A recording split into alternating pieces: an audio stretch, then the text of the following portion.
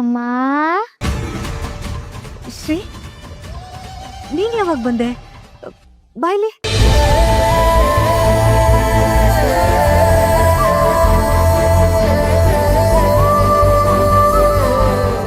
ಏನಮ್ಮ ನೀನು? ನಾನು ನಿನಗೆ ಸರ್ಪ್ರೈಸ್ ಕೊಡೋಣ ಅಂತ ಬಂದ್ರೆ ನೀನು ಎಲ್ಲರ ಹತ್ರ ಮಾತಾಡ್ಕೊಂಡು ನಿಂತಿದ್ಯಾ? ಪುಟ್ಟ, ನೀನು ಹಾಸ್ಟೆಲ್ ಇರ್ಬೇಕಿತ್ತಲ್ವಾ? ಇಲ್ಲಿಗೆ ಹೇಗೆ ಬಂದೆ? ಯಾರು ನಿನ್ನನ್ನು ಕರ್ಕೊಂಡು ಬಂದ್ರು? ಸ್ಕೂಲ್ ರಿನೋವೇಷನ್ ಇತ್ತು, ನನ್ನ ಕರ್ಕೊಂಡು ಹೋಗೋಕ್ಕೆ ಅಂತ ನಿನ್ನ ಕಾಲ್ ಮಾಡಿದೆ. ನಿನ್ನ ಫೋನ್ ಸ್ವಿಚ್ ಆಫ್ ಬಂತು.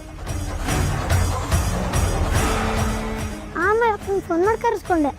ಅಪ್ಪ ನಿನ್ನ ಪರ್ಮಿಷನ್ ಇಲ್ಲದೆ ಕರ್ಕೊಂಡು ಹೋಗಲ್ಲ ಅಂದರು.